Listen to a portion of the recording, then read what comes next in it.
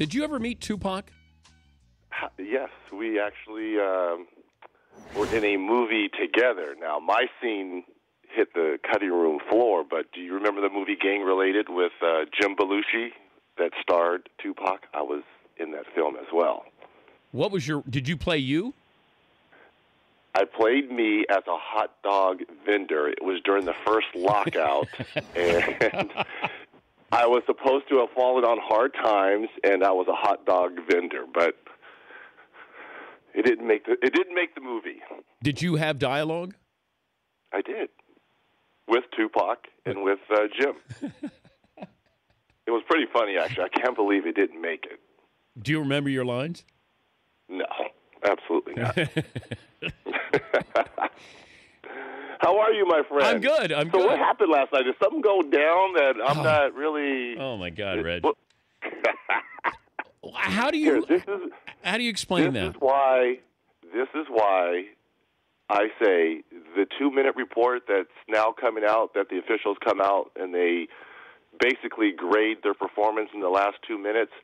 This goes to what I've always said about our game and the NBA officials, especially in late game situations, that the officials always swallow their whistle and let the players decide the game. As egregious as fouls may be or non-calls, they always let the players decide the games. And last night was no different.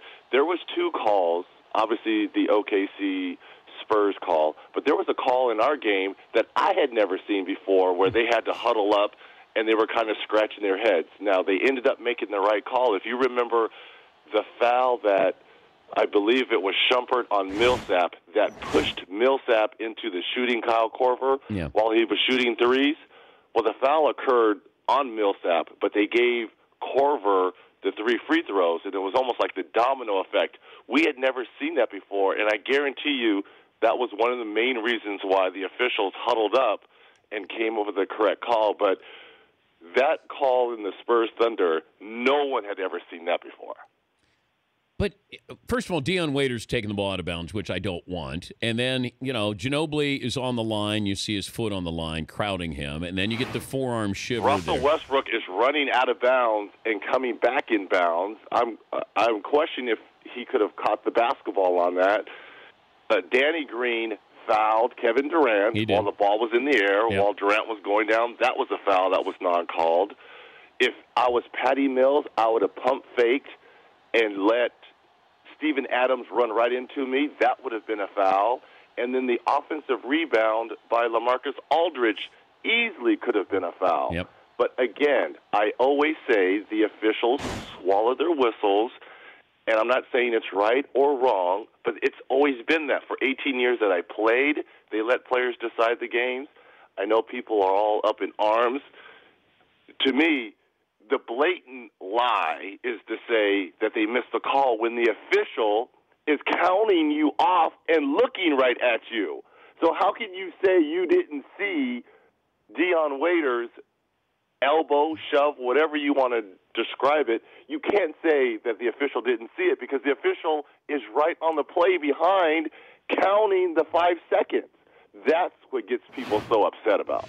Yeah, and I understand that you could have missed Ginobili's foot being on the line, which if you start there with that's easy. But again, foot on the line is just a delay of game, and then you restart. What Waiters did is a change of possession. That changes things. That's become Spurs ball, timeout for the Spurs, where Popovich can drop a play. And everyone's saying, well, they got the ball. Yes, they got the basketball, but wouldn't you want a timeout, change of possession, where Pop can drop a play very much like he did to get Aldridge fouled on a three-pointer? I would take that as opposed to a scrambled play where you had the wrong people taking the shot like Patty Mills in the corner. Yeah, you have a 3-on-1. You got to capitalize against Steven Adams. San Antonio, I said this, San Antonio should never have been in that situation where you needed help to win that game. And one play does not define a game. Yeah. I know everyone's all up in arms. It's time for us to move on. It happened. It's not going to, you're not going to replay the game or those last 14 seconds. And you're right, a 3-on-1 situation, when Danny Green got the ball, instead of throwing it ahead to Patty Mills, he had Manu Ginobili to his right. If he would have passed the ball to Ginobili, it would have been a much simpler play, because then you would have had a 2-on-1, or Ginobili almost had a step or two in front of Steven Adams, where he probably would have got fouled by Adams going in for the lay-in. Talking to Reggie Miller, NBA on TNT analyst. He's got Game 2 of the Hawks and Cavs. That's coming up Wednesday night at 8 Eastern on TNT. Do you think that Kevin Durant's future is attached to the outcome of this series? I do not. And it's easy for us to say because we're on the outside looking in. But obviously he's had great success playing for the Thunder, winning an MVP, getting to the finals, losing to the Heat. You know, we're quick to say, oh, you know, if they lose, he's out of there, or if they win, you know, why would he stay? The only person really that can answer this question, and there's going to be so many suitors out there, from the Lakers to the Knicks to the Heat to Boston. There's so many places, to Washington going home. There's so many places and choices that KD is going to have, but there's no place like leaving his first home, and that's OKC Thunder. The fans have been great, and the grass is not always greener once you leave. Mm-hmm. Dan, you do know this. Yes, I do. So I hope he factors all this in to whatever decision he's going to have to make. What do you think of Luke Walton getting the job with the Lakers? Good for him. Look, winning a championship or a couple championships with the Lakers, and then winning one as an assistant under Kerr and with the Warriors, I think this is great. I think it's a great hire. Now, I just hope they don't run the triangle there with that personnel. Well, no, I think you said they're going to try to incorporate Golden State style.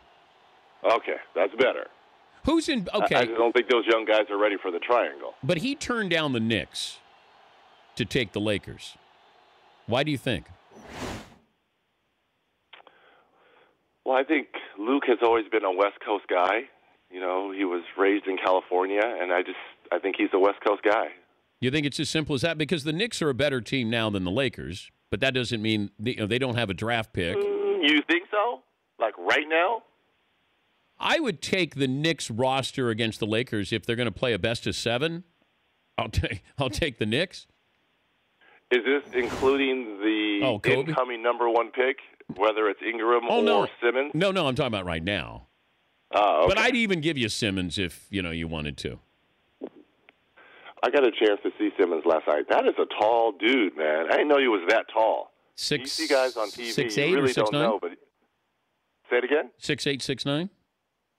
About 6'9", but long and big shoulders. I didn't know he was that long. You could still take him. Oh, stop all that. You already got people all up in arms in Memphis. People really thought we were serious when I said our Turner team could. I mean, do you think 350-year-olds? I'm talking to you, all of Memphis and Tennessee. Do you really think 350-year-olds and 240-something-year-olds could really beat you guys in a game? I mean, they really thought we were serious. Zach Randolph, Matt Barnes, they were all like really upset with me. I'm like, are you guys serious? I'm like, come on. I don't think they know your sense of humor, Reg. Oh, my God.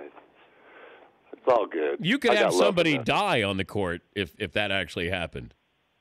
Yes, we could. You got Shaq running up and down the floor, Barkley running up and down at least trying to. And after that little wrestling match I saw between Shaq and CV, I don't know if I want either one of them. Truthfully, come on, Shaq. There's no way you're going to let Charles get back on top. No way. The situation with the Warriors, now, this is a big game for Portland tonight because Steph Curry is planning on or hoping to come back in Game 3. What would change your opinion to not have Steph Curry play in Game 3? I still would not play him in Game 3, especially if the Warriors win Game 2. I do not bring Steph back until the Warriors lose a game. What if almost like Houston? Okay, so if Portland when they wins lost tonight, Game 3, you brought him back Game 4. Okay, right? Yeah. So I would not play Steph if they win Game 2. I would not play him in Game 3. I would not bring him back until they lose a game. I was watching your game. And I know he's worried about his rhythm, but if he's fine to play in Game 3, which means he's going to be doing a lot of 2-on-2, 3-on-3 behind the scenes, so he'll start to get his rhythm back. I know game time action is different, but I want to we're going to need him versus Russell Westbrook or Kawhi Leonard, more importantly, right? Isn't that more important? I would think, yes. Okay, so I don't bring him back until they lose a game in that series. Kyrie Irving went off last night, even though the Cavs blew an 18-point lead. But is he 100% like that? Because he can be the difference maker for this team. Obviously, last year they were up 2-1. He goes down with a dislocated knee. But his importance to this team, can you count on it? Is it consistent? Is he 100%? Yeah, absolutely. And he's got that explosive first step back. He's raining down threes. I thought I'd never see this. He turned Jeff Teague around a couple times. Yeah, think about this. He was the leading scorer in that first round versus Detroit. And that's surprising, obviously, because you have LeBron James on that team, because we had to go back. The last time LeBron didn't lead a team in a series in scoring was in 2011 when they lost to the Mavs in the finals. Dwayne Wade led that team in scoring. So it's been a while for LeBron James. And look, if you're LeBron, this is what you've always hoped and wished. You got Kevin Love, Kyrie Irving to take the pressure off of yourself. So, no, he's back. And the question is, can he and Love stay healthy? Love got banged up game 1. He was limping. So we'll have to see the limp, the shoulder. It was the right shoulder, not the left shoulder, that was repaired. So we'll have to see, how he's moving in game 2. LeBron's going to do a remake of Space Jams. Is that right? That's what we're hearing. You weren't in the original with Michael Jordan? I was not, but I was part of the Jordan Dome when we were all summoned from his greatness to come work out with him. Wait. I'm only kidding. We weren't summoned. I did it for selfish reasons, because that was the only reason why I was going up there to work out. They built a basketball dome for Michael Jordan as he was filming Space Jam. So he would film all day, and then we would come up at like 8 or 9 at night to play pickup games. So I went up there for selfish reasons, because I had to try to look. He was killing me. I had to find a tail on this dude. So I was going to go up there and try to find a tail. Try to be look. As much as we were going to play, because you never get a chance to play 1-on-1 and 5-on-5, so that's where you can kind of find out what certain guys like or dislike. But Theodore didn't help. I couldn't find a tail, but it was some of the best runs we ever had. Well, Grant Hill says that he went up there, I think, and put it all over Jordan, and then told his friends about it. And then the next time he went, he said, Mike just completely humiliated me. He has a way of doing that, yes. Yes. But it was funny because I said to myself, I'm not going to go up there and work out with him. Look, the respect I have for MJ, but you know how much I hated him. Yeah. So I was like, I ain't going to go work up with that dude. Are you kidding me? I was like, well, wait a minute. You could do your homework. Maybe you could find out something. And like a dummy, I'm going up there, 3 or 4 times a week working out with this dude. And come season, I'm like, okay, I'm ready. I got it. It was totally different. He was playing totally different. Damn him. Reg will have game 2 Wednesday night between the Hawks and the Cavs. That's 8 Eastern on TNT. Thanks for joining us, Reg, and we'll talk to you soon. Theodore, you're the best. Love you, Danette. Thank you, bud. The Dan Patrick Show, weekday mornings on Audience.